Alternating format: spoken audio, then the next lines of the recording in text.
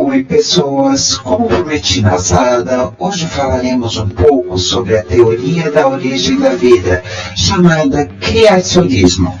A professora Janaína pesquisou bastante sobre o assunto, por isso essa aula será com ela, mas eu estarei aqui para ajudar no que for necessário.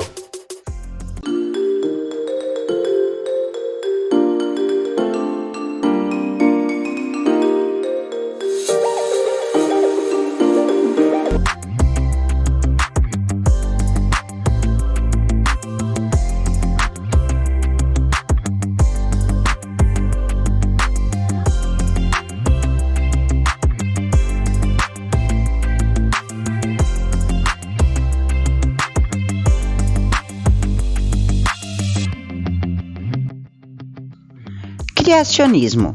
Lá na antiguidade, antes da ciência existir, o ser humano já se questionava sobre os fenômenos naturais, a origem da vida e quem veio primeiro, o ovo ou a galinha.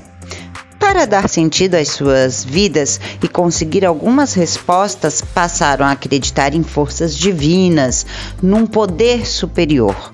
Graças a essa busca por respostas, temos a teoria da origem da vida chamada criacionismo. Nesta aula conheceremos algumas dessas crenças, lembrando sempre que as teorias religiosas são baseadas na fé. Diferentes das teorias científicas, não podem ser comprovadas e nem refutadas. Lá na Grécia Antiga, no começo havia apenas o vazio e o caos, e nele morava Nix, um pássaro de asas negras. Esse pássaro pôs um ovo de ouro, de onde surgiu Eros, o deus do amor. Uma parte da casca subiu e se tornou o céu, e a outra se tornou a terra. Eros então nomeou o céu de Urano e a terra de Gaia. Depois fez eles se apaixonarem. Urano e Gaia tiveram muitos filhos, tanto os deuses quanto monstros. Um deles, chamado Cronos. Esse matou seu pai e tomou o posto como governante. E para que não fosse traído também, sempre engolia seus filhos ao nascerem. Quando seu sexto filho nasceu, sua mãe o escondeu para que ele não tivesse o mesmo destino. Esse filho era Zeus, que quando cresceu, conseguiu enganar seu pai e salvar seus irmãos.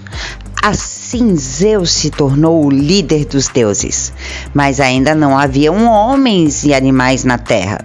Então Zeus pediu a seus filhos, Prometeu e Epimeteu, que fossem à terra, criassem esses seres e dessem um presente a cada um deles.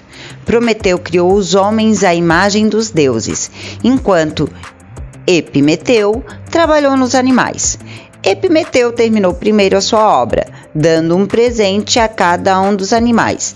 Que presente é esse? Eu não sei. E quando Prometeu terminou sua criação, já não havia presente para dar ao homem. Entre os egípcios, havia a crença que antes do mundo surgir, existiam somente as trevas e a chamada água primordial, o que faz clara referência ao rio Nilo. A partir dessa água primordial, teria surgido o deus Atum, que deu origem a descendentes responsáveis pela criação dos ares, das terras e do céu. O povo tupi-guarani acreditava em um Deus supremo que chamavam de Deus do Trovão e o denominavam Tupã. Os índios acreditavam que a voz deste ente supremo podia ser ouvida durante as tempestades. O trovão eles chamavam de Tupã-Sinunga e seu reflexo luminoso de Tupã-Berabá, o relâmpago. Eles acreditavam que este era o Deus da criação, o Deus da luz, e sua morada seria o sol. Os primeiros humanos criados por Tupã teriam sido Rupave, o pai dos povos, e Cipave, a mãe dos povos. E estes teriam dado origem a um grande número de filhas e 3 filhos, chamados Tumé-Abandu, o sábio, Marangatu, o líder religioso, e Gepeusa, o mentiroso. Este último era ladrão e trapaceiro e teria se suicidado, porém foi ressuscitado como um caranguejo, e desde então todos os caranguejos foram amaldiçoados para andar para trás como Japeusa. De acordo com a lenda iorubá, o mundo começou no Ile-Ife, quando o orixá Obatalá comunicou ao Deus Supremo, Olodumaré, o seu desejo de criar a terra, chamada de Ile-Ayé. Como na época o Ile-Ayé era apenas água primordial, Olodumaré deu a Obatalá um punhado de areia que deveria ser jogado sobre a água, e uma galinha ficaria encarregada de espalhá-la para a superfície, dando origem às porções de terra do planeta. Segundo a história, Obatalá perdeu a oportunidade de ser o criador do mundo ao embriagar-se com um vinho de palmeira chamado Emo, restando-lhe a tarefa de criar a humanidade a partir do barro, enquanto Olodumaré daria o sopro da vida aos indivíduos. Uma das mais conhecidas narrativas criacionistas do mundo ocidental foi instituída pelas religiões judaico-cristãs. O chamado criacionismo bíblico relata que Deus teria feito a terra em 7 dias. No primeiro dia, teria construído o universo e a terra. No segundo e no terceiro, estabeleceu os céus, as terras e mares do mundo. Nos 2 dias seguintes, apareceram os primeiros seres vivos e a separação do dia e da noite. No sexto e último dia, surgiram os demais animais e o homem. Criacionismo científico. Apesar do termo criacionismo se aplicar a todas as explicações mítico-religiosas para a origem da vida no universo, este termo ficou mais conhecido a partir de sua oposição à ciência evolutiva do século XVIII, quando esteve exposto o contraste entre as teorias científicas, como o da evolução, e as explicações religiosas. Portanto, a partir das explicações evolucionistas científicas, especialmente as de Charles Darwin, durante o século XIX, os argumentos criacionistas irão fazer suas revisões e reinterpretações.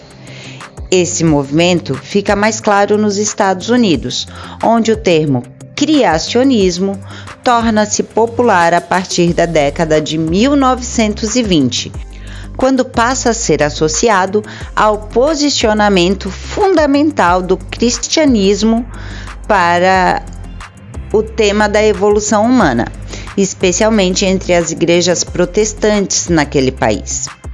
Muitas vezes, os criacionistas irão rejeitar as conclusões das pesquisas científicas.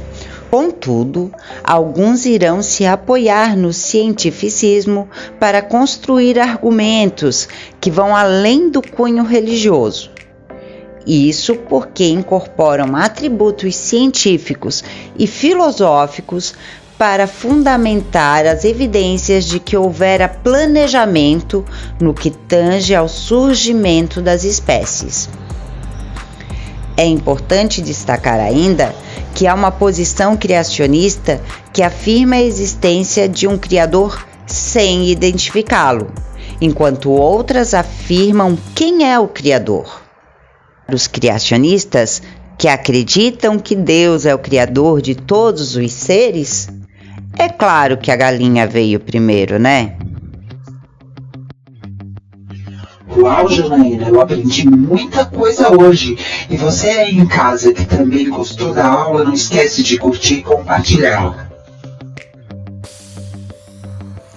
Ah, que bom que você gostou. Então até a próxima aula. Beijo, gente. Tchau.